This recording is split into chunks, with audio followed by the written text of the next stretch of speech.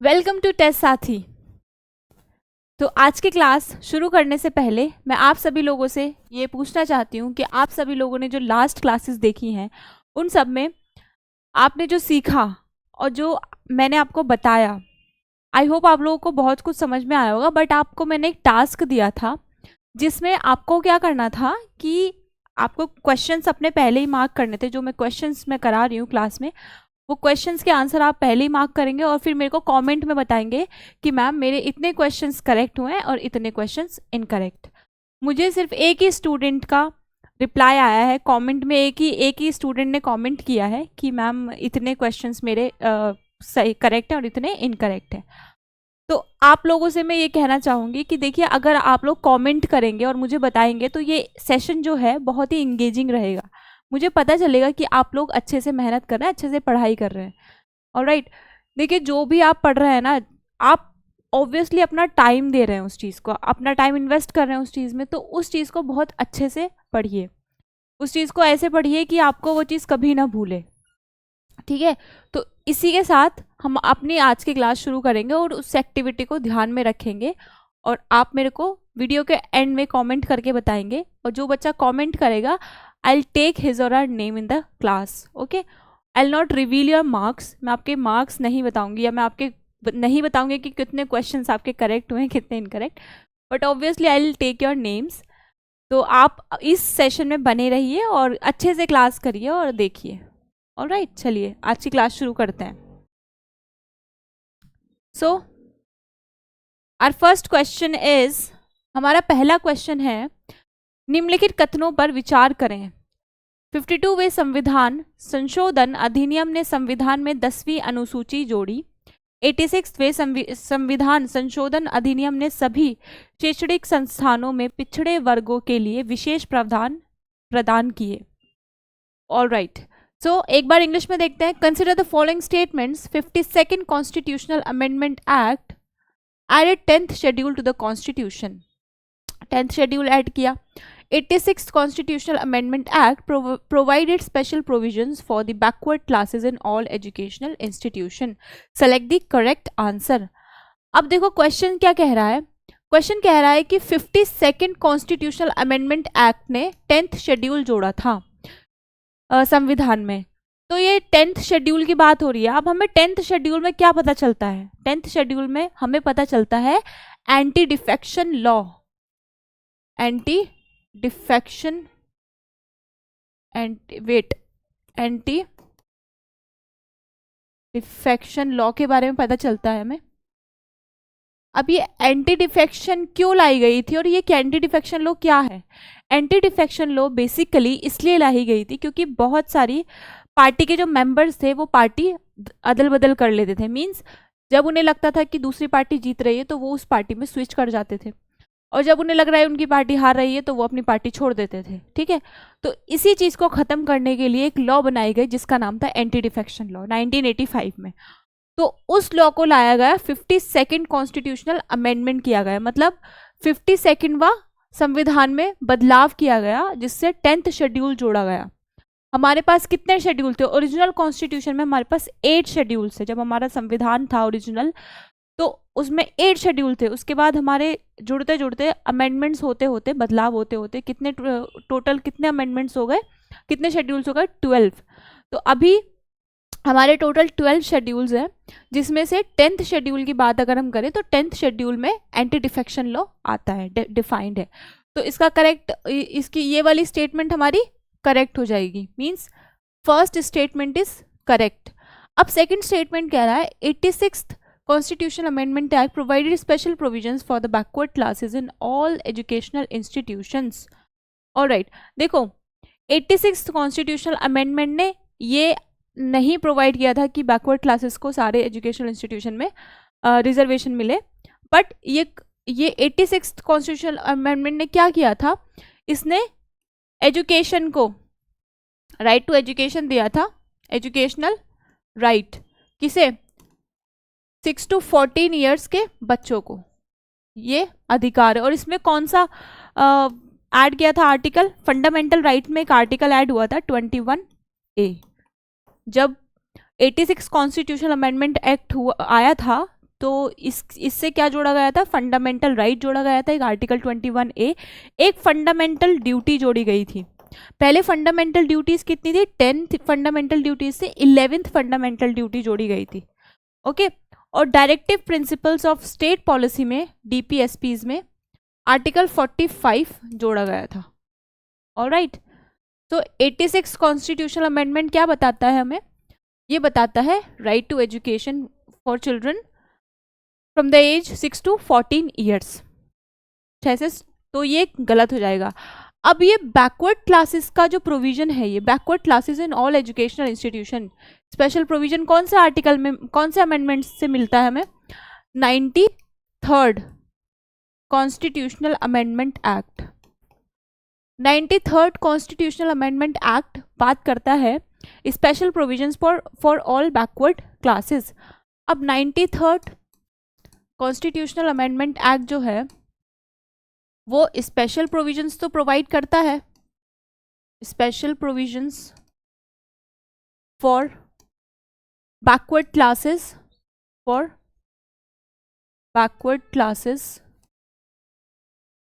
In not all educational institution, ये आपको याद रखना है। इन माइनॉरिटी, देखो सारे educational backward classes to in private and government institutions accept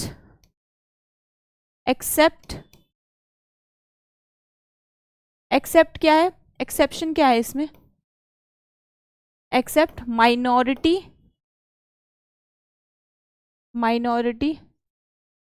educational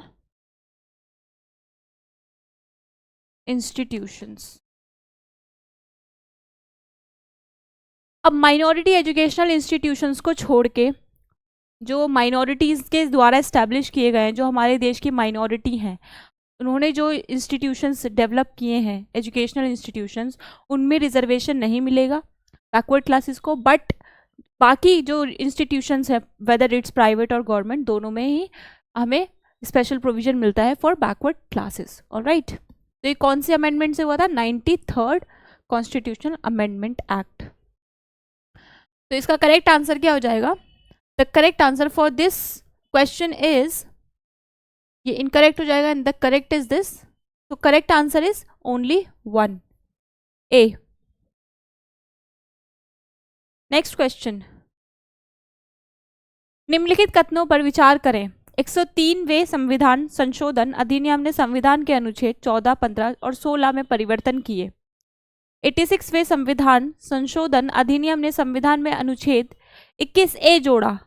नीचे दिए गए कोड से सही उत्तर चुनें। Consider the following statement, 103rd Constitutional Amendment Act made changes in Article 14, 15, 16 of the Constitution. All right. 86th Constitutional Amendment Act added Article 21 to the Constitution. Select the correct answer. अब हमें इसमें correct answer बताना है। First statement के according, first statement में हमें पता चलता है कि 103rd अमेंडमेंट एक्ट जो था, एक 103rd अमेंडमेंट एक्ट किया गया, जिससे क्या जोड़ा गया, जिससे क्या बदलाव किए गए, आर्टिकल 14, 15 एंड 16 में बदलाव किया गया, ये कह रहा है फर्स्ट स्टेटमेंट।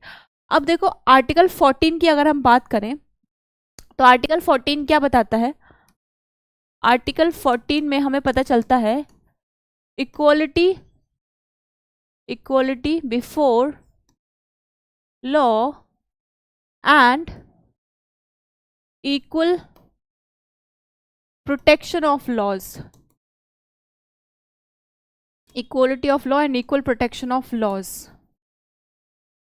अब देखो ये जो आर्टिकल 103rd अमेंडमेंट एक्ट हुआ आया था, तो ये जो 103rd अमेंडमेंट एक्ट है ये क्या बताता है, ये देता है provision for reservation to educationally, economically, educationally and socially backward classes. ठीक है, बैकवर्ड क्लासेस ऑफ सिटीजन्स। अब ये जो आया था इसने रिजर्वेशन प्रोवाइड किया, जैसे EWS की बात हम करते हैं, educationally weaker, economically weaker sections की, तो एजुकेशनली सोशली बैकवर्ड क्लासेस के लिए रिजर्वेशन दिया 103rd अमेंडमेंट एक्ट ने, ठीक है।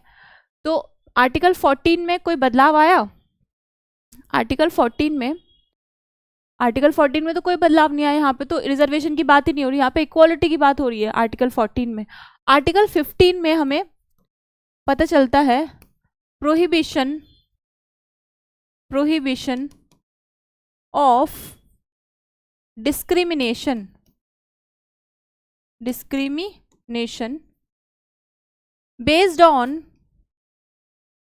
based on religion, race, caste, sex, place of birth।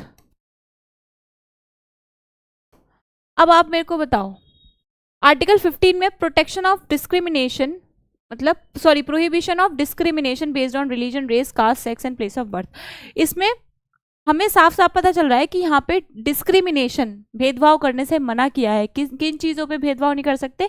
Religion के बेसिस पे, रेस के बेसिस पे, कास्ट के बेसिस पे आप भेदभाव नहीं कर सकते, सेक्स के बेसिस पे, जैसे कोई लड़का है या लड़की है तो आप उसके जेंडर या सेक्स के बेसिस पे आप भेदभाव नहीं कर सकते, डिस्क्रिमिनेशन नहीं कर सकते। प्लेस ऑफ बर्थ, किसी पर्टिकुलर जगह पे पैदा हुआ है तो आप डिस्क्रिमिनेशन नहीं कर सकते। बट हमने देखा कि आर्टिकल 1 कॉन्स्टिट्यूशन अमेंडमेंट जो हुआ था 103rd, उसने तो रिजर्वेशन दिया एजुकेशनली बैकवर्ड क्लासेस को, इकोनॉमिकली बैकवर्ड क्लासेस जो थी, तो ये तो वायलेट कर रहा है ना ये इक्वालिटी वाला प्रिंसिपल। यहाँ पे प्रोहिबिशन, डिस्क्रिमिनेशन तो हो रहा है ना, तो ये कौन सा, इसने कौन से उसको ऑल्टर किया आर्टिकल को? आर्टिकल 15 को। अब आर्टिकल 16 में बात हो रही है prohibition, sorry, equality of employment, equality of opportunity in public employment. अब यहाँ पर भी इक्वालिटी की बात चल रही है पब्लिक एम्प्लॉयमेंट में, तो ये कौन सा ये 16 आर्टिकल 16 एंड 15 को वॉयलेट कर रहा है और ऑल्टर कर रहा है, ठीक है। वेट, यस, तो 103rd कॉन्स्टिट्यूशनल अमेंडमेंट एक्ट जो है कि 14 में नहीं बदलाव कर रहा है, 15 और 16 में बदलाव कर रहा है, तो ये स्टेटमेंट इनकरेक्ट हो जाएगी। अब 86 कॉन्स्टिट्यूशनल अमेंडमेंट एक्ट ने आर्टिकल 21 ऐड किया था कॉन्स्टिट्यूशन में। यस, अभी हमने लास्ट स्लाइड में देखा था, मैंने आपको बताया था कि 86 कॉन्स्टिट्यूशनल अमेंडमेंट एक्ट ने, ये हमने पढ़ा था ना यहाँ पर 86 कॉन्स्टिट्यूशनल अमेंडमेंट एक्ट, तो इसने आर्टिकल 21 ऐड किया था, 21A, तो ये करेक्ट हो जाएगा। हमारा करेक्ट आंसर क्या हो जाएगा? करेक्ट आंसर हो जाएगा B, second only. Alright, next question. भारतीय संविधान को जीवित दस्तावेज के रूप में वर्णित किया गया है, इसके लिए निम्नलिखित में से कौन सा सबसे उपयुक्त कारण है? Indian constitution is described as living document, which of the following is most appropriate reason for this? अब देखो, ये जो क्वेश्चन होता है ना, जैसे ये क्वेश्चन है और इसके नीचे ऑप्शंस हैं, ये जो क्वेश्चन होगा ना, ये क्वेश्चन, इसको आपको बहुत केयरफुली पढ़ना है। सबसे पहले आपको क्वेश्चन की डिमांड को समझना है, सारा खेल डिमांड का ही है। अगर आपने किसी भी सेक्टर में चले जाओ, कहीं भी किसी भी एरिया ऑफ लाइफ में देखो, अगर आपने किसी भी चीज़ की डिमांड को समझ लिया ना, तो आप उस चीज़ में एक्सेल कर जाते हो। इन दिस सेम वे, अगर आप क्वेश्चन की डिमांड को समझोगे, क्वेश्चन क्या पूछ रहा है उसको समझोगे ना, तो आप बहुत ज़्यादा चांसेस हैं कि आप आंसर तक पहुंच जाओगे। अगर आपको आंसर नहीं भी पता है तो आप पहुंच जाओगे अगर क्वेश्चन की डिमांड को समझ लिया। ऐसे ही मेंस में होता है। मेंस में भी क्या होता है कि जो एग्जामिनर ने पूछा है, अगर आपने वही बताया है तो आपको मार्क्स मिलते हैं। बट आपको जो आता था और जो एग्जामिनर ने पूछा है, जो आपको आता था वो आप लिख कर आ गए, आप जो पूछा है वो तो आपने लिखा ही नहीं, तो इससे क्या होता है, आपने डिमांड तो मीट की नहीं। तो आपका क्वेश्चन या आपके जो मार्क्स होंगे वो कट जाएंगे, मतलब नहीं, आपको मार्क्स नहीं मिलेंगे। तो इसी तरीके से अगर हम देखें तो जो क्वेश्चन पूछ रहा है, पहले क्वेश्चन को समझना है कि क्वेश्चन क्या पूछ रहा है। अब ये कह रहा है कि जो हमारा इंडिया का कॉन्स्टिट्यूशन है, it is described as a living document. अब लिविंग डॉक्यूमेंट का मतलब क्या होता है? लिविंग डॉक्यूमेंट का मतलब होता है कि वो चीज़ जो अपने आप को चेंजिंग नीड्स कंडीशंस के हिसाब से अडाप्ट कर सके। ठीक है, अब हम ह्यूमन बींग्स हैं, हर दिन आप देखोगे कि कोई ना कोई नया ट्रेंड चलता है।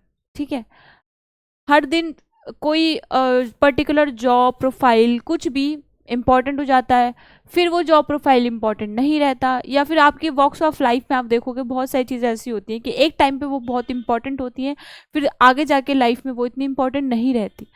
तो हमें अपने आप को अडाप्ट करना होता है with changing needs and conditions of the society and with changing needs and conditions of the time। तो इसी तरीके से लिविंग डॉक्यूमेंट का मतलब यही होता है कि अगर कोई चीज़ अपने आप को चेंजिंग नीड्स एंड कंडीशंस के हिसाब से अडाप्ट कर ले तो वही लिविंग डॉक्यूमेंट कहलाता है। तो इसमें कह रहा है कि हमारे संविधान को लिविंग डॉक्यूमेंट कहा गया है, मतलब कि वो अपने हिसाब से, मतलब कि वो अडाप्टेबल है, फ्लेक्सिबल है, वो अपने हिसाब से चेंजिंग जैसे नीड्स एंड कंडीशंस होंगी सोसाइटी की, वो अडाप्ट कर लेगा, वो फ्लेक्सिबल है, बदलाव हो जाएगा उसमें। तो which of the following is the most appropriate reason? अब ये कह रहा है सबसे सही, सबसे ज्यादा उपयुक्त निम्नलिखित में से कौन सा कारण है? तो हम ऑप्शंस देखते हैं एक बार। एग्जीक्यूटिव हैव मोर से इन अमेंडमेंट ऑफ द कॉन्स्टिट्यूशन। क्या ये जो मैंने अभी आपको बताया था ये डिफाइन कर रहा है ये ऑप्शन? नहीं।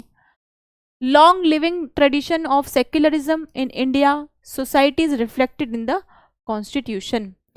Indian constitution allows its amendment in order to adjust itself to changing conditions and needs and none of the above। एक बार हिंदी में देख लेते हैं ऑप्शंस।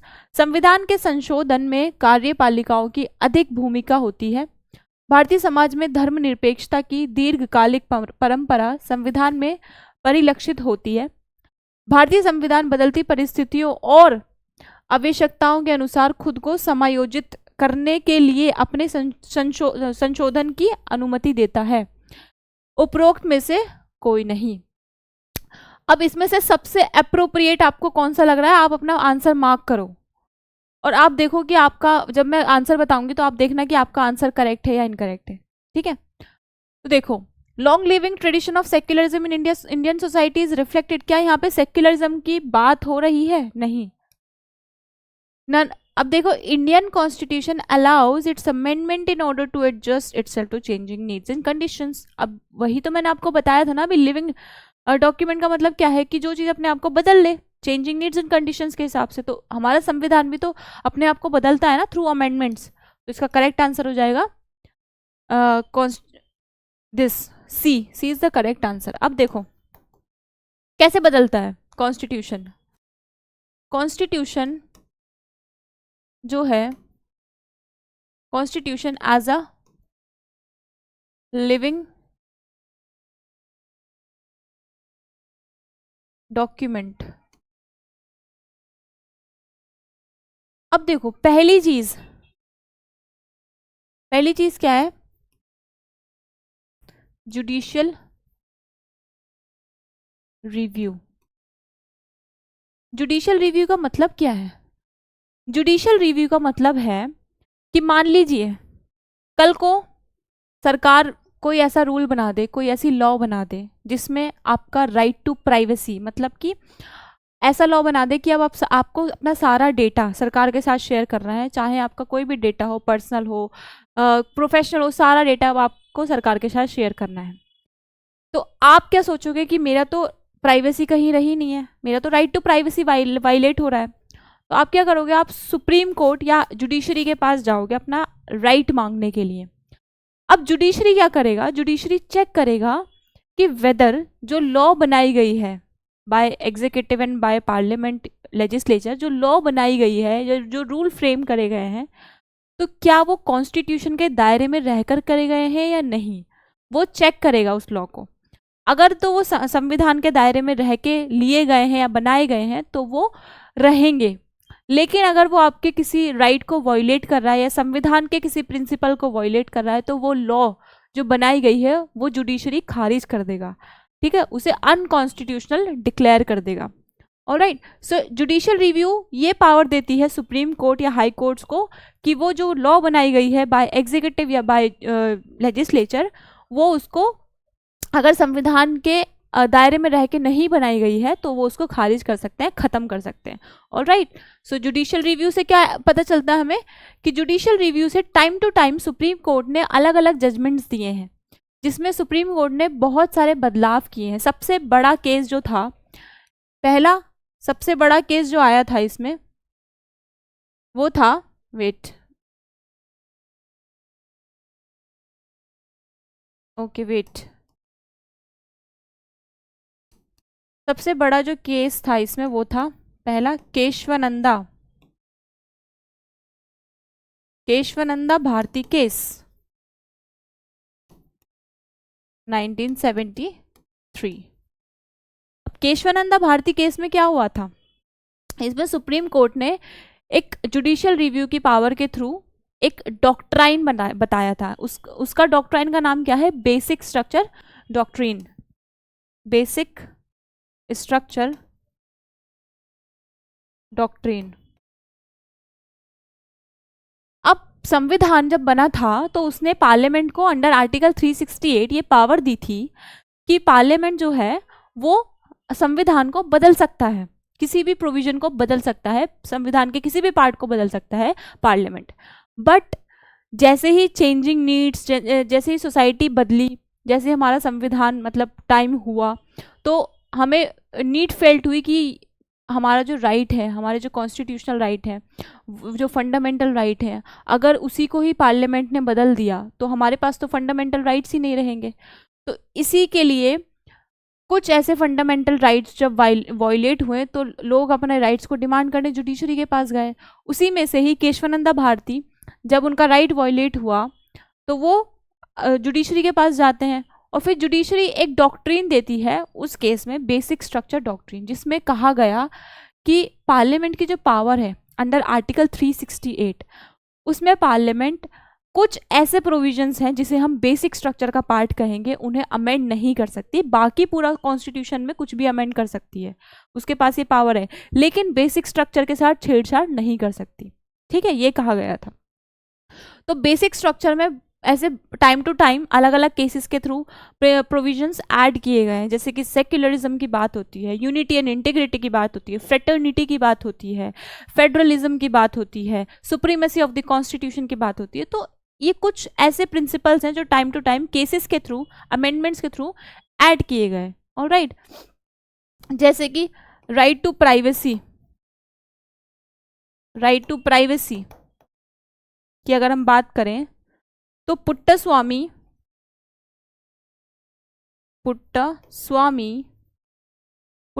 केस के थ्रू राइट टू प्राइवेसी का ऐड किया गया था। ठीक है, अब इससे क्या पता चलता है कि जुडिशरी के पास ये पावर है कि वो टाइम टू टाइम जजमेंट्स देके बता सकती है, कुछ प्रोविजंस ऐड कर सकती है संविधान को। संविधान क्या कर रहा है, अडॉप्ट कर रहा है खुद को। दूसरा क्या है, दूसरा है अमेंडमेंट्स, थ्रू अमेंडमेंट्स। अब आप देखोगे अमेंडमेंट्स अगर संविधान में नहीं होते तो हमारा कॉन्स्टिट्यूशन बहुत ही रिजिड होता, मतलब अगर हम अमेंड नहीं कर सकते, कॉन्स्टिट्यूशन को बदलाव नहीं ला सकते, तो वो जो चेंजिंग नीड्स एंड कंडीशंस है उसके हिसाब से अपने आप को ढाल नहीं पाता।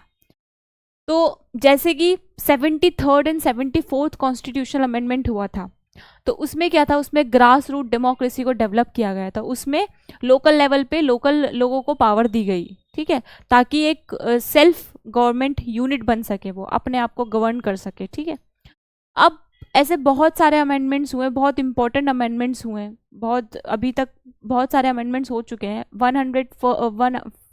101st अमेंडमेंट हुआ, 103rd अमेंडमेंट अभी हमने पढ़ा था जिसमें हमें EWS का पता चलता है। 86th कॉन्स्टिट्यूशनल अमेंडमेंट हुआ जिसमें हमें राइट टू एजुकेशन का पता चलता है। तो ऐसे बहुत सारे बदलाव हुए टाइम टू टाइम ताकि हमारा संविधान अडॉप्ट कर सके। ऑलराइट, सो इसका जो करेक्ट आंसर हो जाएगा वो हो जाएगा सी। नेक्स्ट क्वेश्चन, निम्नलिखित में से कौन सा अनुसूची राज्यों और केंद्र शासित प्रदेशों को राज्यसभा में सीटों के आवंटन से संबंधित है? Which of the following schedule deals with the allocation of seats in the Rajya Sabha to the states and union territories? अब देखो, third schedule, fourth schedule, fifth schedule and sixth schedule, तीसरी अनुसूची, चौथी अनुसूची, पांचवी अनुसूची एंड छठी अनुसूची। अब ये पूछ रहा है कि कौन सा शेड्यूल इनमें से allocation of seats in Rajya Sabha to the states and union territories. अब जो स्टेट्स और यूनियन टेरिटरीज होती हैं, उनकी जो सीट्स होती है राज्यसभा में, वो उनकी पॉपुलेशन के ऊपर डिपेंड करती हैं। अगर किसी स्टेट की पॉपुलेशन ज़्यादा है या किसी स्टेट की पॉपुलेशन कम है, तो उसके हिसाब से उसको सीट अलॉट की जाएगी। जैसे कि उत्तर प्रदेश की पॉपुलेशन बहुत ज़्यादा है, तो उत्तर प्रदेश की राज्यसभा सीट्स भी ज़्यादा हैं। ऑन दी अदर हैंड अगर हम बात करें गोवा की, तो गोवा की पॉपुलेशन भी कम है, तो गोवा की सीट्स भी कम है। ठीक है, तो इस बेसिस पे सीट्स अलॉट की जाती है राज्यसभा में। अब इसका जो करेक्ट आंसर होगा वो होगा fourth schedule. Fourth schedule deal करता है चौथी अनुसूची। अब मैं आपको एक इम्पॉर्टेंट बात बताती हूँ। अगर आपको कॉन्स्टिट्यूशन के शेड्यूल्स याद रखने हैं, schedules of the constitution, schedules याद रखने का बहुत आसान तरीका है। हमें क्या करना है, हमें एक न्यूमोनिक बनाना है। Tears of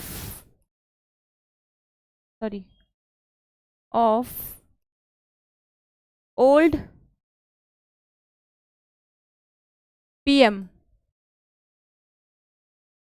tears of old PM. आपको ये निमोनिक याद रखना है, tears of old PM. I hope बहुत सारे बच्चों को ये पता भी होगा।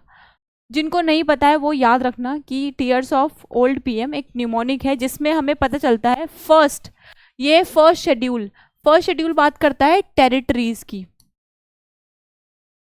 यहाँ पे टेरिटरीज का पता चलता है। हमारे इंडिया में जितनी भी टेरिटरीज है, whether it's union territories, state की territories may be acquired by the central government in future, तो हमें टेरिटरीज का पता चलता है। सेकंड, हमें पता चलता है एम्यूलमेंट्स एंड अलाउंसेस। यहाँ पे हमें पता चलता है जो प्रेसिडेंट है, वाइस प्रेसिडेंट है, स्पीकर है, चेयरमैन है, उनके एम्यूलमेंट्स, उनके अलाउंसेस, उनके प्रिविलेजेस क्या रहेंगे। ठीक है, थर्ड शेड्यूल में हमें पता चलता है अफर्मेशंस एंड ओथ्स, मतलब कि affirmations and oaths, wait, affirmations and oaths. तो अफर्मेशन एंड ओथ्स में हमें क्या पता चलता है कि अगर कोई मेंबर इलेक्ट होके आ रहा है, या प्रेसिडेंट या vice president, supreme court, high court के जजेस, तो उनको एक कसम खानी पड़ती है, एक ओथ लेनी पड़ती है अपनी पोजीशन पे बैठने से पहले, अपनी पोजीशन ऑक्यूपाई करने से पहले। ठीक है, तो थर्ड शेड्यूल में हमें अफर्मेशन एंड ओथ्स का पता चलता है। फोर्थ शेड्यूल में हमें राज्यसभा सीट्स एलोकेशन का पता चलता है। राज्यसभा में कैसे सीट एलोकेट की जाएंगी स्टेट वाइज। ठीक है, फिफ्थ शेड्यूल में हमें शेड्यूल्ड एरियाज का पता चलता है। सिक्स्थ शेड्यूल में हमें पता चलता है अदर बैकवर्ड एरियाज।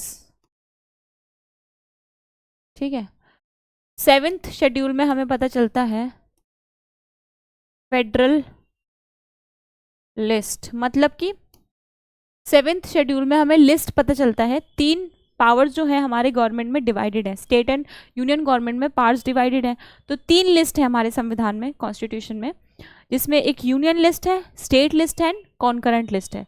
तो यूनियन लिस्ट पे यूनियन गवर्नमेंट लॉ बना सकता है, स्टेट लिस्ट पे स्टेट गवर्नमेंट लॉ बना सकता है। ऑन दी अदर हैंड अगर हम कॉन्करेंट लिस्ट की बात करें, तो कॉन्करेंट लिस्ट में जो सब्जेक्ट्स हैं उस पर यूनियन एंड स्टेट्स दोनों लॉ बना सकते हैं। बट अगर सेम सब्जेक्ट पे दोनों ने ही लॉ बना दी, तो किसकी लॉ प्रिवेल करेगी?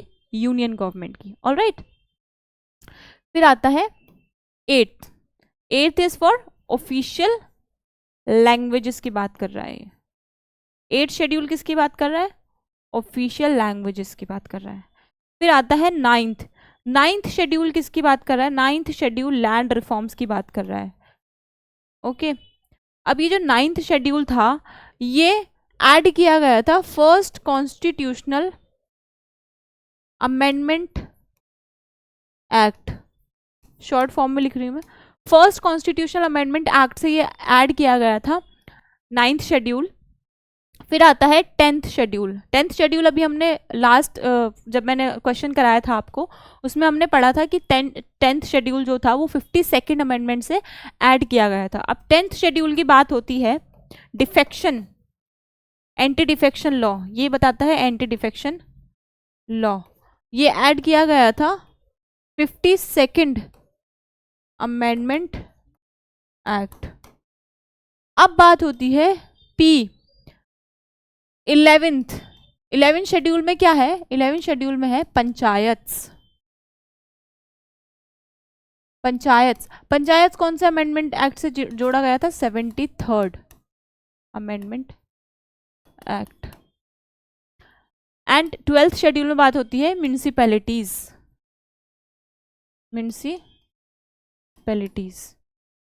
ये जोड़ा गया था 74th कॉन्स्टिट्यूशनल अमेंडमेंट एक्ट। ठीक है, अब देखो मैंने आपको अभी बताया था कि हमारे संविधान में, हमारे कॉन्स्टिट्यूशन में टोटल ओरिजिनल कॉन्स्टिट्यूशन में 8 शेड्यूल्स थे।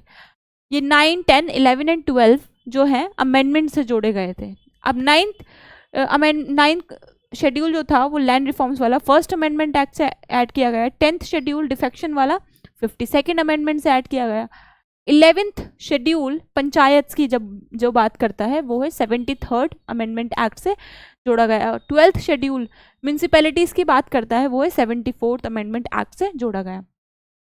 अब यूपीएससी में क्वेश्चन भी आया था 2023 में कि first schedule, first amendment act जो था, फर्स्ट अमेंडमेंट एक्ट से बात हो रही है, तो फर्स्ट अमेंडमेंट एक्ट में वो कुछ लॉज ऐसी रखी गई थी जो फंडामेंटल राइट्स को वायलेट कर रही थी, वो 9th शेड्यूल में रखी गई थी लैंड रिफॉर्म्स वाली। तो ये आपके शेड्यूल्स जो हैं काफ़ी इंपॉर्टेंट है क्योंकि बहुत बार यूपीएससी इनसे क्वेश्चंस पूछ भी चुका है और हमने 4th शेड्यूल में भी देखा, 4th शेड्यूल काफ़ी बार यूपीएससी ने क्वेश्चन पूछा है। तो it's important to remember all the schedules. All right, next question. Question number 5. निम्नलिखित में से किसका उद्देश्य देश में राजनीतिक लोकतंत्र स्थापित करना है? Which of the following aims at establishing political democracy in the country? Fundamental duties, fundamental rights and directive principles of state policy, fundamental rights and fundamental duties. अब हिंदी में देखें तो मौलिक कर्तव्य, मौलिक अधिकार और राज्य नीति के निर्देशक सिद्धांत, मौलिक अधिकार और मौलिक कर्तव्य। अब हमें ये पूछ रहा है क्वेश्चन कि इसमें से कौन सा बताता है कि पॉलिटिकल डेमोक्रेसी है हमारी कंट्री में। तो पॉलिटिकल डेमोक्रेसी की बात, जब सोशल एंड इकोनॉमिक डेमोक्रेसी की बात चलती है तो हमें कौन सा वो बताता है? वो बताता है directive principles of state policy. लेकिन जब पॉलिटिकल डेमोक्रेसी की बात चलती है तो वो हमें पता चलता है फंडामेंटल राइट्स में पता चलता है, सॉरी फंडामेंटल राइट्स हमें बताता है पॉलिटिकल डेमोक्रेसी। ऑलराइट, मौलिक अधिकार। नेक्स्ट, भारतीय राजनीति के संदर्भ में निम्नलिखित कथनों पर विचार करें। भारत के संसदीय प्रणाली काफी हद तक ब्रिटिश संसदीय प्रणाली पर आधारित है। दूसरा, भारत की संसदीय प्रणाली संसद की संप्रभुता के सिद्धांत पर आधारित है। तीसरा, भारत में राज्य का मुखिया चुना जाता है जबकि ब्रिटेन में राज्य का मुखिया राजशाही होता है। ऊपर दिए गए कथनों में से कौन सा सही है? With reference to the Indian polity consider the following statement. अब हमें इंडियन पॉलिटी के बारे में बताना है, इंडिया की जो पॉलिटी है। The parliamentary system of India is largely based on British parliamentary system. Okay, parliamentary system of India is based on doctrine of sovereignty of parliament. In India, the head of the state is elected, while in the Britain, the head of the state is monarchical. Which of the statement given above is are correct, हमें correct बतानी है।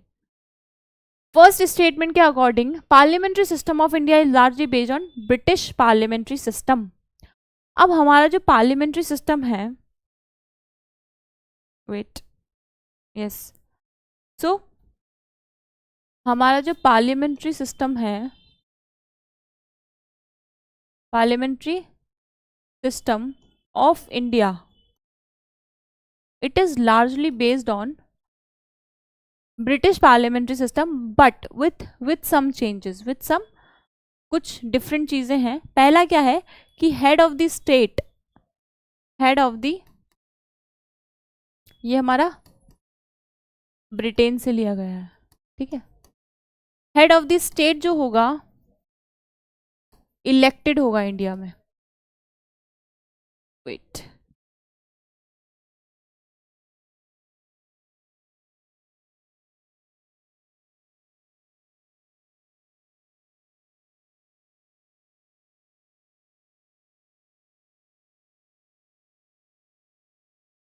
पहला है head of the state. Head of the state क्या है, यहाँ पर elected है, इंडिया में इलेक्टेड होगा। कौन? प्रेसिडेंट। हम देखें, president is elected, head of the state is elected. But यहाँ पर किंग या क्वीन जो कि मोनार्कियल होता है, मीन्स हेरिडिटरी पोजीशन है। दूसरा जो प्राइम मिनिस्टर होगा, दूसरा क्या होता है, prime minister is from, prime minister can be जो, yes, head of the government, head of the government और the prime minister can be from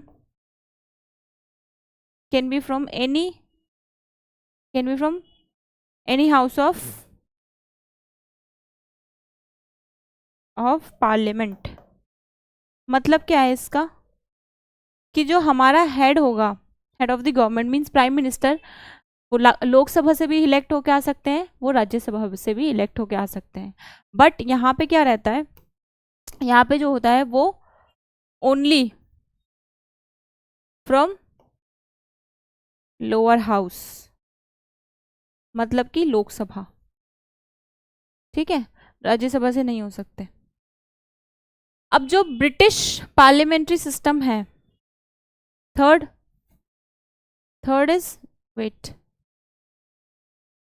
है कि जो ब्रिटिश पार्लियामेंट्री सिस्टम है, यहाँ पे इंडिया का जो पार्लियामेंट है, Indian parliament is limited by written constitution, क्योंकि पावर्स डिफाइंड है। यहाँ पर क्या है, पार्लियामेंट इज सोवरेन, पार्लियामेंट यहाँ पे क्या है, सोवरेन है। बट इंडिया में क्या है, parliament limited by the constitution. तो इसका करेक्ट आंसर क्या हो जाएगा, parliamentary system of India is largely based on the British parliament. Yes, largely की बात हो रही है, हाँ, तो लार्जली बेस्ड है, yes. The parliamentary system of India is based on the doctrine of sovereignty of parliament. India का जो पार्लियामेंट है वो सोवरेनिटी ऑफ पार्लियामेंट में है? No, this is incorrect. हमारे प्रियम्बल से हमें पता चलता है सोवरेनिटी किस में है, सोवरेनिटी पता चलती है हमें we the people of India, we the people of India. Preamble क्या बता रहा है, ये बता रहा है कि हम लोग जो हैं, हम लोग सोवरेन हैं, इंडिया के नागरिक सोवरेन हैं। इंडिया का संविधान उन्होंने फ्रेम किया है, कॉन्स्टिट्यूशन बनाया है, तो वो कॉन्स्टिट्यूशन सोवरेन है, उनकी पावर्स उनको रिप्रेजेंटेशन देता है। Alright, so this is incorrect. In India the head of the state is elected, while in Britain the head of the state is monarchical.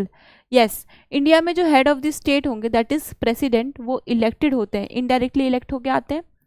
But on the other hand Britain में क्या होता है, जो head of the state होते हैं वो monarchical होते हैं, मतलब वो hereditary position ऑक्यूपाई करते हैं। तो ये करेक्ट हो जाएगा।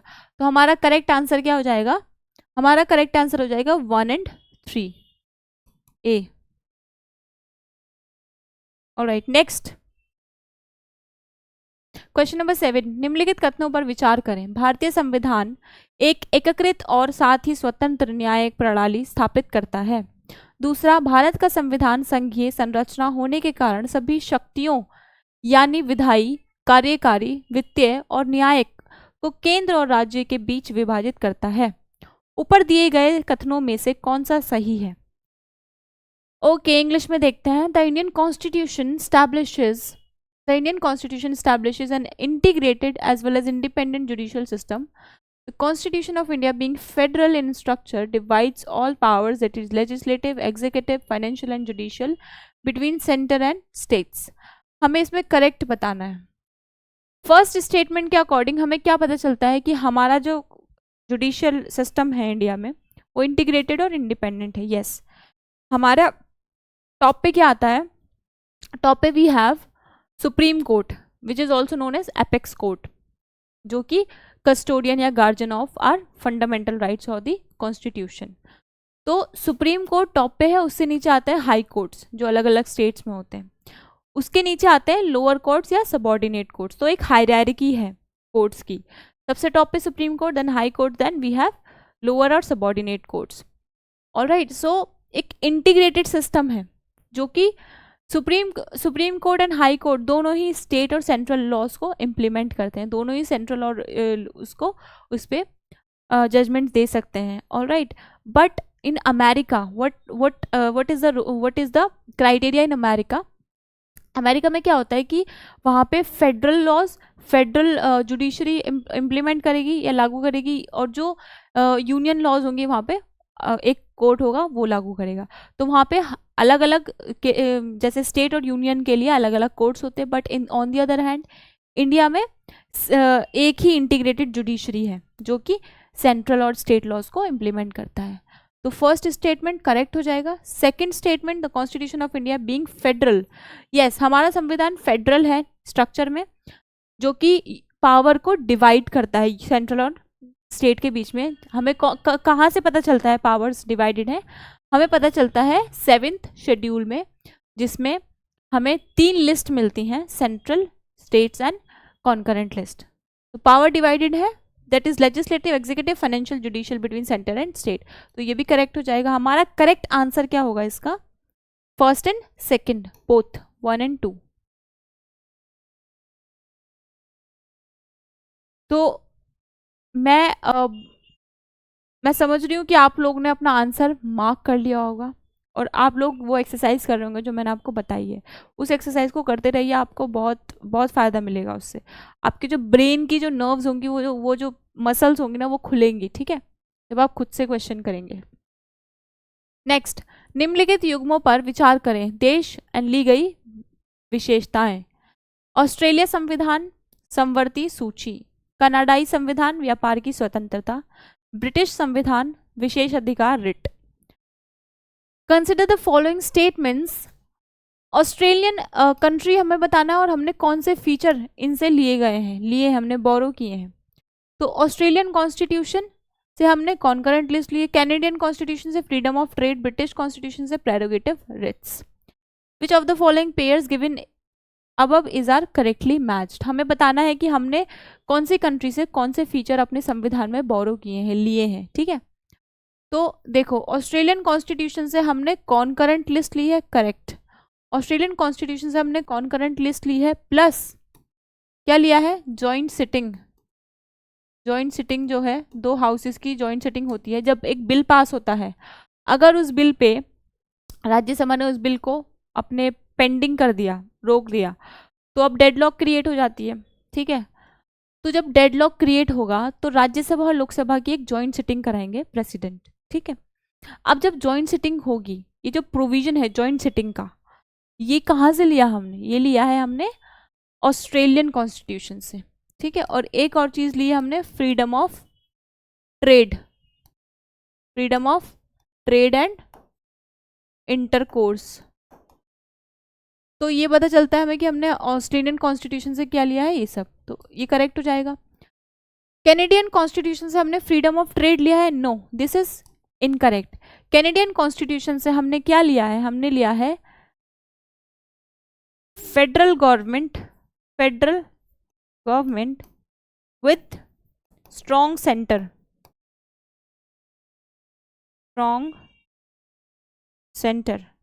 ऑलराइट, ब्रिटिश कॉन्स्टिट्यूशन, तो ये इनकरेक्ट हो जाएगा। हमारा करेक्ट आंसर क्या हो जाएगा?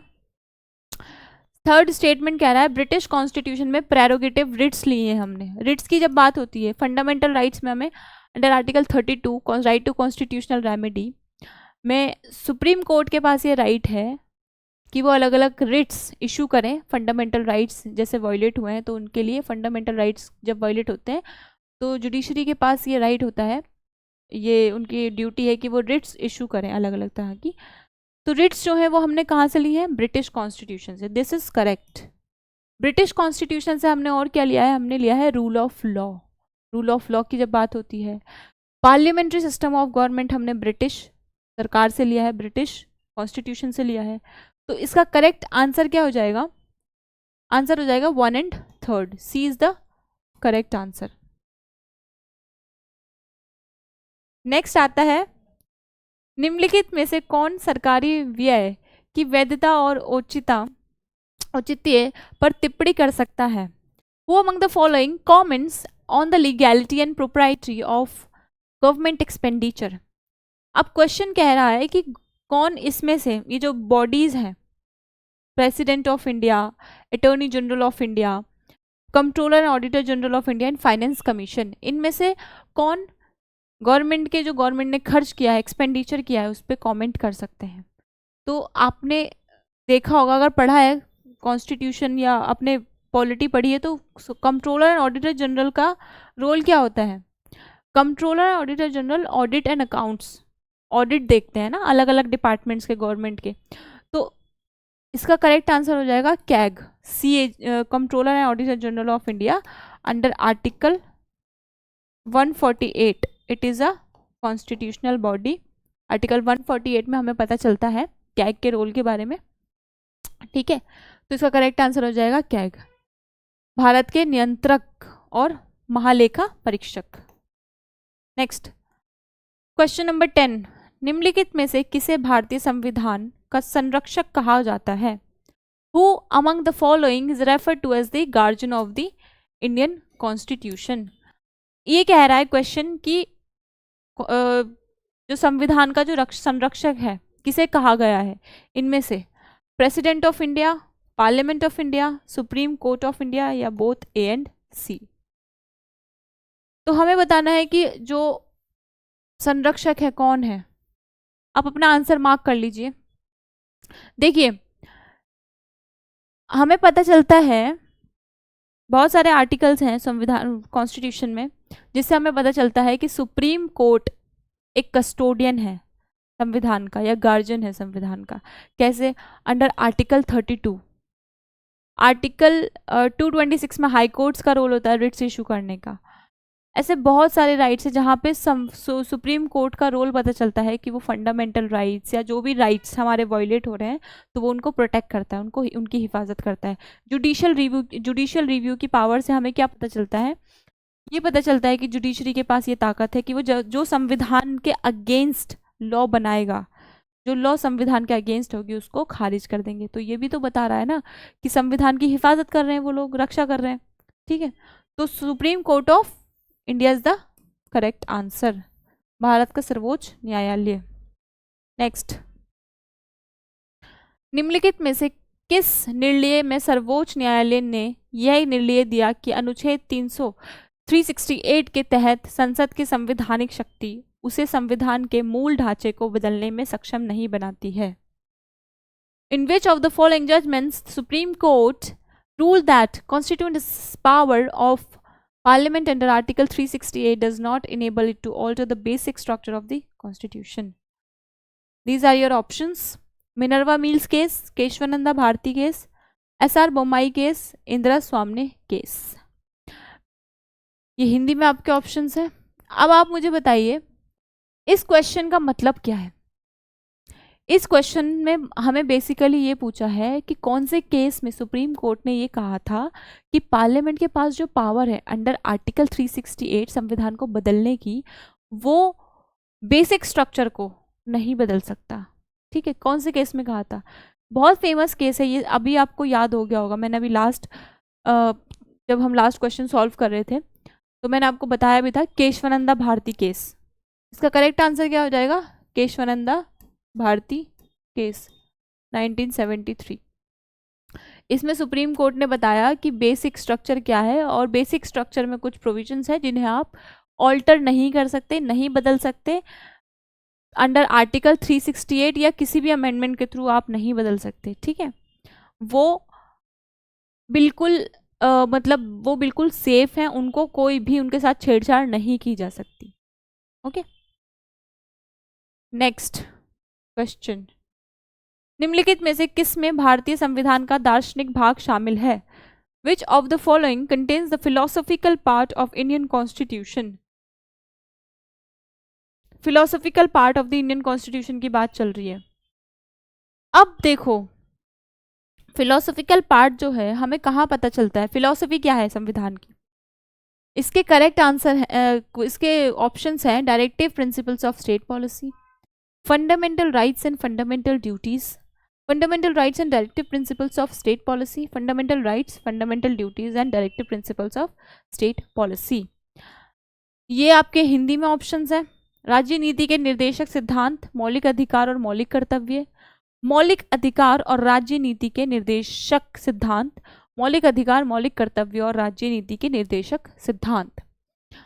अब फिलोसॉफिकल पार्ट अगर हम इसमें से देखें ऑप्शंस में से, तो fundamental rights and fundamental rights and directive principles of state policy हमें क्या बताते हैं?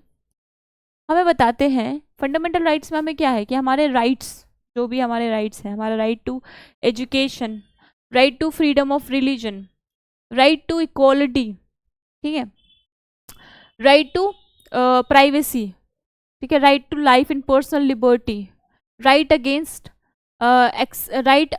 एक्सप्लॉयटेशन, ठीक है।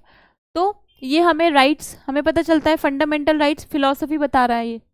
Then directive principles of state policy में हमें अलग अलग प्रिंसिपल्स पता चलते हैं अलग अलग आर्टिकल्स के थ्रू। तो इसका करेक्ट आंसर क्या हो जाएगा? Fundamental rights and directive principles, मौलिक अधिकार और राज्य नीति के निर्देशक सिद्धांत। क्वेश्चन नंबर 13, निम्नलिखित कथनों पर विचार करें। संविधान का केवल एक प्रावधान बिना किसी बहस के पारित किया गया था, वह है सार्वभौमिक मताधिकार की शुरुआत। दूसरा कह रहा है संविधान के निर्माता अन्य संवैधानिक परंपराओं से उधार लेने के खिलाफ नहीं थे। ऊपर दिए गए कथनों में से कौन सा सही है? एक बार इंग्लिश में देखते हैं। Consider the following statements. Only one provision of the constitution passed without virtually any debate is the introduction of universal adult suffrage. Universal adult suffrage. The framers of the constitution were not averse to borrow from other constitutional traditions. Which of the statements given above is are correct? अब हमें इसमें ये बताना है, देखो एक संविधान जब बना था, कॉन्स्टिट्यूएंट असेंबली जब बैठी थी, तो कॉन्स्टिट्यूएंट असेंबली में हर बिल के ऊपर, हर लॉ के ऊपर, हर प्रोविजन के ऊपर, जितने भी आप प्रोविजंस देखते हैं संविधान में, उन सब प्रोविजंस पे एक डिबेट हुई थी, एक बहुत ही एनरिच डिबेट हुई थी, जिसमें हर सेक्शन ऑफ सोसाइटी के लोग वहाँ कॉन्स्टिट्यूएंट असेंबली में बैठे थे, सबसे उनका ओपिनियन लिया गया था, हर मुद्दे को अच्छे से चर्चा किया गया था। तो एक मुद्दा या एक प्रोविजन ऐसा था जिस पे कोई बहस नहीं हुई थी, जिसको बिना बहस किए ही ला दिया गया था कि ये तो होना ही चाहिए संविधान में, इसके बिना तो डेमोक्रेसी ही नहीं है। तो वो था वोटिंग राइट, वोट देने का अधिकार। जो आपके पास आज वोट देने का अधिकार है वो डेमोक्रेसी को जिंदा रखने के लिए बहुत ज़रूरी है। तो इस प्रिंसिपल पे डिबेट नहीं हुई थी। Yes, this is correct. The framers of the constitution were not averse to borrowing from the other constitutional traditions. हाँ, हम देखते हैं कि हमारे संविधान में अलग अलग देशों से अलग अलग प्रोविजंस लिए गए हैं। जैसे अभी मैंने लास्ट क्वेश्चन में बताया था कि हमने ऑस्ट्रेलियन कॉन्स्टिट्यूशन से क्या लिया है, कॉन्करेंट लिस्ट ली है, कैनेडियन कॉन्स्टिट्यूशन से क्या लिया है, ब्रिटिश कॉन्स्टिट्यूशन से हमने rule of law, parliamentary system, USA से हमने फंडामेंटल राइट्स और भी बहुत सारी चीज़ें ली हैं। ठीक है, जुडिशियल रिव्यू हमने यूएसए से लिया है। तो इसका करेक्ट आंसर क्या हो जाएगा? Both 1 and 2. C is the correct answer. Next, निम्नलिखित कथनों पर विचार करें। पहला, संविधान सभा ने स्वतंत्र भारत की पहली संसद के रूप में काम किया। दूसरा, संविधान सभा में कोई महिला शामिल नहीं थी। ऊपर दिए गए कथनों में से कौन सा सही है? Consider the following statements. The Constituent Assembly worked as the first parliament of free India. Okay, तो क्वेश्चन कह रहा है फर्स्ट स्टेटमेंट के अकॉर्डिंग कि पार्लियामेंट जो था, पार्लियामेंट जो कॉन्स्टिट्यूएंट असेंबली थी, उसने कैसे काम किया कि वो फर्स्ट पार्लियामेंट है फ्री इंडिया का। जब हमारा देश आज़ाद हुआ तो जब कॉन्स्टिट्यूएंट असेंबली बैठी थी तो वो कौन से प्लान के तहत बैठी थी? वो बैठी थी, कॉन्स्टिट्यूएंट असेंबली बनी थी कैबिनेट मिशन प्लान 1946। अब कैबिनेट मिशन प्लान के टाइम पे ये जो अधिकार दिया था, ये जो राइट दिया था कॉन्स्टिट्यूएंट असेंबली बनाने का, ये दिया था ब्रिटिश प्राइम मिनिस्टर क्लेमेंट एटली। क्लेमेंट एटली उस टाइम के प्राइम मिनिस्टर बने थे नए नए, ठीक है। इन्होंने भारत को कहा था कि अब हम आपको आज़ाद कर देंगे, अब हम आपको आपके लिए पावर्स, अब हम ट्रांसफ़र कर रहे हैं पावर्स आपको, तो आप अपने लिए कॉन्स्टिट्यूएंट असेंबली बनाइए और उसमें आप अपना जो भी आपका मन करे, जो भी आप चाहते हैं कि अगर आप कोई भी लॉ बदलना चाहते हैं जो ब्रिटिशर्स ने बनाई थी इंडिया के लिए, ठीक है, वो बदल सकते हैं। आप एक सोवरेन बॉडी हैं, मतलब आप सुप्रीम हैं। जो आप कॉन्स्टिट्यूशन फ्रेम करेंगे अपने आप को गवर्न करने के लिए, वो सुप्रीम होगा, सोवरेन होगा। Alright, so this is correct. Constituent assembly ने पहली जो बना था वो first parliament of free India काम किया था। यस। नेक्स्ट कह रहा है no women were part of the constituent assembly. ये स्टेटमेंट इनकरेक्ट है बिकॉज हर सेक्शन ऑफ सोसाइटी से, whether it is Hindu, Muslim और सिख और कोई भी पारसीज, हर सेक्शन ऑफ सोसाइटी की विमेन कॉन्स्टिट्यूएंट असेंबली में प्रेजेंट थी। तो स्टेटमेंट इनकरेक्ट हो जाएगा। हमारा करेक्ट आंसर क्या हो जाएगा? ओनली 1। ठीक है। नेक्स्ट आता है क्वेश्चन नंबर 15। संविधान सभा का गठन मोटे तौर पर निम्नलिखित में से किसके द्वारा सुझाए गए तरीकों के अनुसार किया गया था? Constituent Assembly was composed roughly along the lines suggested by which of the following? देखो, ये क्वेश्चन कह रहा है कि कॉन्स्टिट्यूएंट असेंबली जो बैठी थी तो वो कौन से प्लान या कौन से उसके अकॉर्डिंग बैठी थी। ये हमें ऑप्शंस दिए गए हैं। पहला है क्रिस्प मिशन, दूसरा है गवर्नमेंट ऑफ इंडिया 1935, तीसरा है माउंटबेटन प्लान एंड चौथा है कैबिनेट मिशन प्लान। अभी मैंने आपको बताया था कि कॉन्स्टिट्यूएंट असेंबली जो बैठी थी वो कैबिनेट मिशन प्लान 1946 के तहत बैठी थी, ठीक है, उसके थ्रू कॉन्स्टिट्यूएंट असेंबली बनाई गई थी। तो इसका करेक्ट आंसर क्या हो जाएगा? Cabinet mission plan. Okay, next. निम्नलिखित में से कौन 1946 में गठित अंतरिम सरकार के सदस्य थे? Which of the following were the members of the interim government formed in 1946? interim government की बात चल रही है। अब interim government क्या था? क्वेश्चन कह रहा है कि interim government के कौन कौन सदस्य थे, मतलब कौन कौन interim government में included थे as a members। तो interim government बेसिकली बनाया गया था जब ब्रिटिशर्स देश छोड़ के जाने वाले थे, तो उन्होंने कहा कि एक टेम्परेरी गवर्नमेंट या एक टेम्परेरी रोल हम आपको दे रहे हैं जिसमें आपको टेम्परेरीली मिनिस्ट्रीज या टेम्परेरी पावर्स को देखना है, डिवाइड करना है। उसमें अलग अलग मिनिस्ट्रीज होंगी, अलग अलग मिनिस्ट्रीज का अलग अलग काम होगा, जैसे हेल्थ मिनिस्ट्री होगी, डिफेंस मिनिस्ट्री होगी और होम एंड ब्रॉडकास्टिंग मिनिस्ट्री होगी। तो उन सब के अलग अलग काम डिवाइड किए गए थे। तो वो टेम्परेरीली पीरियड के लिए बनाई गई थी इंटरिम गवर्नमेंट के नाम से, जिसे हम जानते हैं 1946। सरदार पटेल, डॉक्टर राजेंद्र प्रसाद, लियाकत अली खान, जवाहरलाल नेहरू। इसमें हमें करेक्ट बताना है। तो सरदार पटेल कॉन्स्टिट्यूएंट असेंबली में थे, ये करेक्ट है, ठीक है, दिस इज करेक्ट। दूसरा है Rajendra Prasad, this is also correct. Liaquat Ali Khan भी, yes correct, and Jawaharlal Nehru. तो और कौन कौन था? और थे doctor John Mathai, Sardar Baldev Singh, C Rajagopalachari. Alright, ये सब और मेंबर्स थे। तो हमारा करेक्ट आंसर क्या हो जाएगा? सी, 1 2 and 1 2 3 and 4 is the correct answer. Next question. भारतीय संविधान का अनुच्छेद 20 आत्मदोष के विरुद्ध सुरक्षा प्रदान करता है, हालांकि ये सुरक्षा निम्नलिखित तक विस्तारित नहीं है।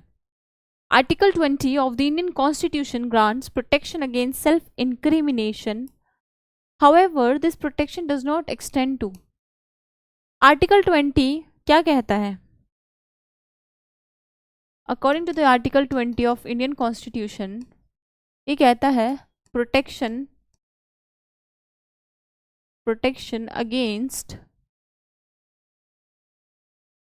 अगेंस्ट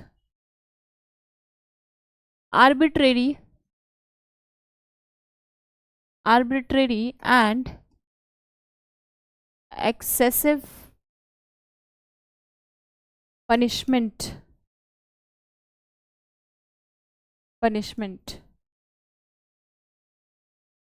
अब देखो, आपने कोई, आपके ऊपर कोई इल्ज़ाम लगाएगा, आपने कुछ नहीं किया, क्राइम नहीं किया, बट आपके ऊपर इल्ज़ाम लगाया, उस बेसिस पे आपको अरेस्ट कर लिया जाता है, ठीक है। तो हमारे यहाँ एक लॉ है कि you are innocent until proven guilty, मतलब जब तक आपको गिल्टी प्रूव नहीं कर दिया जाएगा, जब तक आपके खिलाफ, आपके अगेंस्ट में सबूत नहीं होंगे, एविडेंसेस नहीं होंगे, तब तक यू आर इनोसेंट, तब तक आप लॉ की नज़र में एक इनोसेंट है, मतलब आप निर्दोषी हैं। तो ये आर्टिकल 20 क्या कह रहा है कि प्रोटेक्शन दे रहा है आपको कि अगर आपको एक्सेसिव या आर्बिट्रेरी आपका डिटेंशन हो जाता है, आपको अरेस्ट कर लिया जाता है, तो आपके पास प्रोटेक्शन है। क्या प्रोटेक्शन है? 3 तरह की प्रोटेक्शन है आपके। Ex post facto law, no ex post facto law, मतलब कि मान लीजिए आपने जब क्राइम करा, आपने जो क्राइम करा उस टाइम पे लॉ के अकॉर्डिंग वो क्राइम नहीं था, बट आगे चल के उस लॉ ने, एक लॉ ऐसी बनी जिसमें उसको क्राइम माना गया। पहले जब आपने क्राइम करा था, जिस टाइम पे आपने क्राइम करा था, तो वो लॉ के अकॉर्डिंग क्राइम नहीं था, वो क्राइम में नहीं आता था। तो आपको उस जो आपने पास्ट में जो क्राइम करा था, अब वो लॉ बन गई है, तो आपको उस लॉ के बेसिस पे पास्ट की गलतियों की सज़ा नहीं मिलेगी, ठीक है। ये क्रिमिनल केसेस में अप्लाई होता है, ठीक है। But on the other hand, अगर सिविल केसेस की बात करते हैं, इनकम टैक्स की बात करते हैं, और तो उसमें ये रूल अप्लाई नहीं होता। तो आपको प्रोटेक्शन मिलती है कि आपको पुरानी जो रेट्रोस्पेक्टिव लॉज हैं उनके बेसिस पे आपको मतलब कोई भी सज़ा नहीं मिलेगी। दूसरा कह रहा है no double jeopardy. No double jeopardy का मतलब क्या है कि आपको अगर एक बार किसी जुर्म की या किसी क्राइम की सज़ा मिल चुकी है, तो अब आप बार बार उसकी सज़ा नहीं काटेंगे, अगर आपने एक बार सज़ा काट ली है तो, ठीक है। तीसरा कह रहा है नो सेल्फ इंक्रिमिनेशन,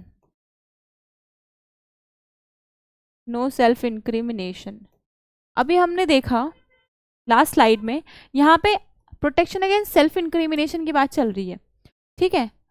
अब जो प्रोटेक्शन है नो सेल्फ इंक्रिमिनेशन का मतलब क्या है कि आपके खिलाफ आपसे कोई गवाही नहीं दिलवा सकता, मतलब कि आपके पास राइट टू साइलेंट है, राइट टू साइलेंस। आपको इसमें 2 चीज़ों में प्रोटेक्शन मिलती है, ओरल एंड डॉक्यूमेंट्री एविडेंसेस।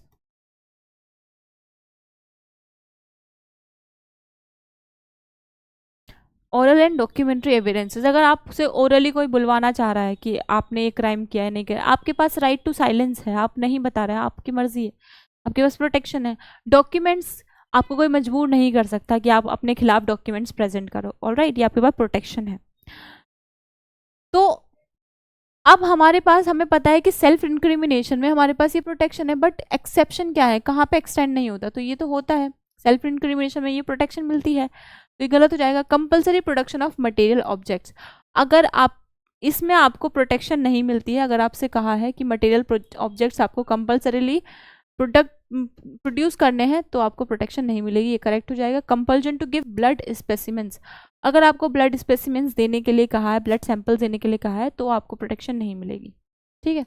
तो इसका करेक्ट आंसर क्या हो जाएगा, second and third, C. Next question number 18, निम्नलिखित में से कौन से मौलिक अधिकार राज्य और व्यक्तिगत दोनों कार्यों के विरुद्ध उपलब्ध हैं? Which of the following fundamental rights are available against both state and individual actions? अब देखो यहाँ पे ये पूछ रहा है कि कौन से फंडामेंटल राइट्स इनमें से स्टेट और इंडिविजुअल एक्शंस के थ्रू अगेंस्ट अवेलेबल हैं। अब आप मुझे इसका आंसर बताइए, इसका करेक्ट आंसर क्या होगा। आप लोग अपना आंसर मार्क कीजिए जल्दी, उसके बाद हम ये क्वेश्चन सॉल्व करेंगे, ठीक है। All right, okay. So article 15 में 15(2) में क्या पता चलता है हमें कि no citizen shall be on the grounds only on religion, race, caste, sex and place of birth, any of them be subject to disability, liability and restriction। मतलब कि इसमें हमें पता चलता है कि कोई भी सिटीजन के खिलाफ डिस्क्रिमिनेशन आप नहीं कर सकते based on religion, race, caste, sex, place of birth, ठीक है। तो ये आपको प्राइवेट और स्टेट दोनों इंडिविजुअल, मतलब प्राइवेट इंडिविजुअल अगर वॉयलेट कर रहा है तो भी आप जा सकते हैं जुडिशरी, या स्टेट वॉयलेट कर रही है तो भी आप जुडिशरी जा सकते हैं। आर्टिकल 17 में क्या है, अनटचेबिलिटी की बात हो रही है, ठीक है।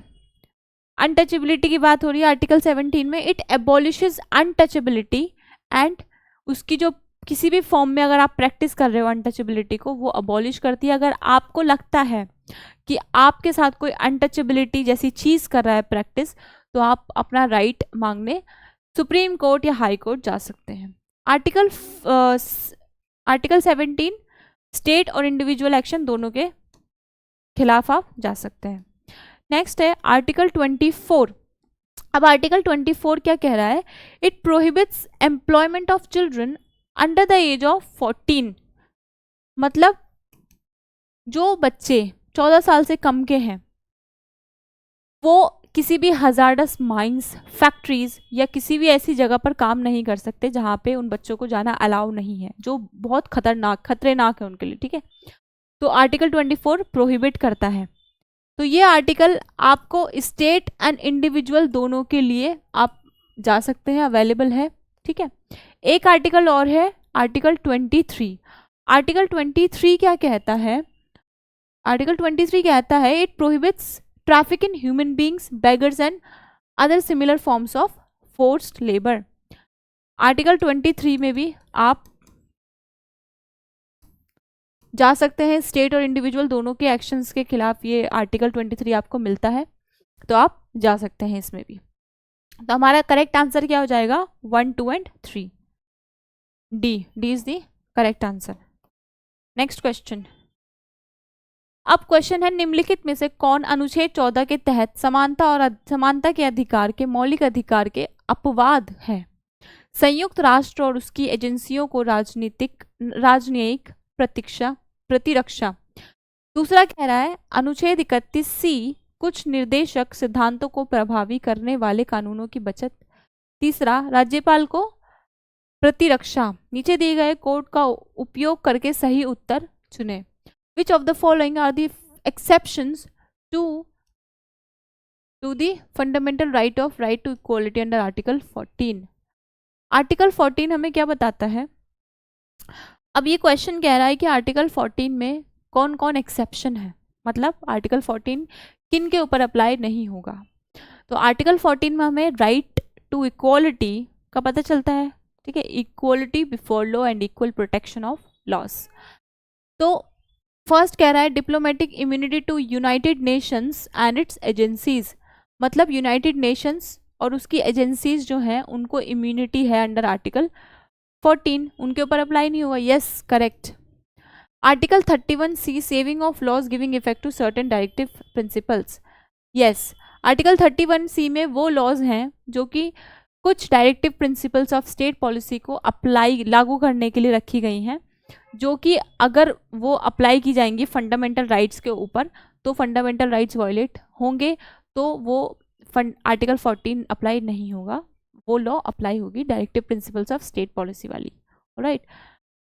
थर्ड कह रहा है immunity to the governor, yes under article 361 हमें पता चलता है कि गवर्नर एंड प्रेसिडेंट के पास इम्यूनिटी होती है अंडर आर्टिकल 361 कि वो during their term of office या जो भी उनका टर्म रहता है ऑफिस का उसके टाइम पे वो अरेस्ट नहीं किए जा सकते, उनके खिलाफ कोई भी सिविल या क्रिमिनल प्रोसीडिंग्स नहीं चलाई जा सकती। ऑलराइट, तो इसका करेक्ट आंसर क्या हो जाएगा 1, 2 एंड 3, डी।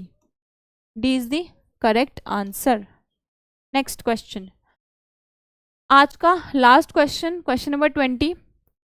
आई होप आप सब लोगों ने अपने आंसर्स मार्क कर लिए होंगे और कमेंट में आप मेरे को बताएंगे कि मैम मेरे इतने क्वेश्चंस करेक्ट हुए हैं और इतने क्वेश्चंस इनकरेक्ट हुए हैं। ऑलराइट, देखिए अगर आप ऐसे मार्क करेंगे ना क्वेश्चंस तो हमारा जो सेशन है काफ़ी इंगेजिंग रहेगा, हमारी क्लास काफ़ी इंगेजिंग रहेगी और मुझे पता चलता रहेगा कि आप लोग मेरे साथ बैठ के अच्छे से पढ़ रहे हैं। ठीक है, क्वेश्चन नंबर 20, किसी भी शैक्षणिक संस्थान में कोई धार्मिक शिक्षा प्रदान नहीं की जाएगी जो पूरी तरह से राज्य के धन से संचालित है। ये निम्नलिखित में से किस मौलिक अधिकार का हिस्सा है? No religious instruction shall be provided in any educational institutions wholly maintained out of the state funds is a part of which of the following fundamental rights? According to the question कह रहा है कि कौन से article में हमें पता चलता है कि जो इंस्टीट्यूशंस, जो एजुकेशनल इंस्टीट्यूशन स्टेट ने बनाए हैं, स्टेट ने होली मतलब पूरी तरीके से स्टेट फंडेड है, स्टेट ने फंड किए, स्टेट ने पैसा दिया है, तो वो इंस्टीट्यूशंस में रिलीजियस इंस्ट्रक्शंस अलाउ नहीं है। तो हमें कौन से आर्टिकल में पता चलता है? ये क्वेश्चन कह रहा है right to freedom of religion, cultural and educational right, right to freedom and right to equality, धर्म की स्वतंत्रता का अधिकार, सांस्कृतिक और शिक्षित अधिकार, स्वतंत्रता का अधिकार, समानता का अधिकार। देखो हमें right to freedom of religion में पता चलता है ये अंडर आर्टिकल 28। इसमें 3 तरह के इंस्टीट्यूशंस होते हैं जो Holi maintained out of the state fund, जो कि मतलब पूरी तरीके से स्टेट के ऊपर निर्भर हैं, फंड्स जो स्टेट ने डेवलप स्टैब्लिश किए हैं। दूसरा है पार्टली, जो कि मतलब स्टेट ने थोड़ा पैसा स्टेट ने दिया, थोड़ा प्राइवेट जो भी इंस्टीट्यूशन डेवलप कर रहा है उसने किया है।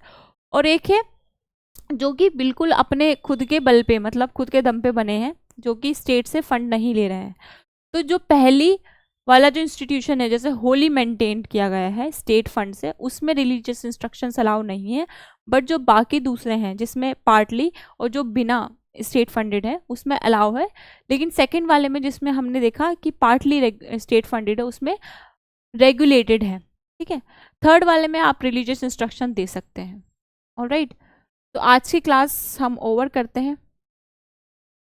आई होप आप लोगों को क्लास मैंने क्वेश्चंस कराए हैं वो अच्छे से समझ में आए होंगे।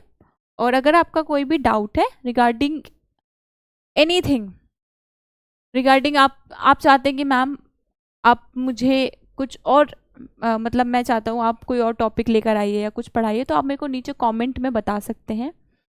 ठीक है, और आप मेरे को आज कमेंट करेंगे, सब लोग जो क्लास देखेगा सब लोग बताएंगे कि उनके कितने क्वेश्चंस करेक्ट हुए कितने incorrect, and I will take your name in the class.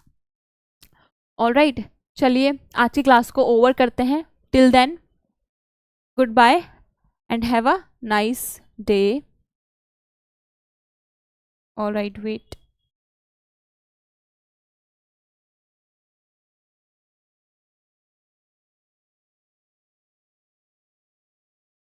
Wait.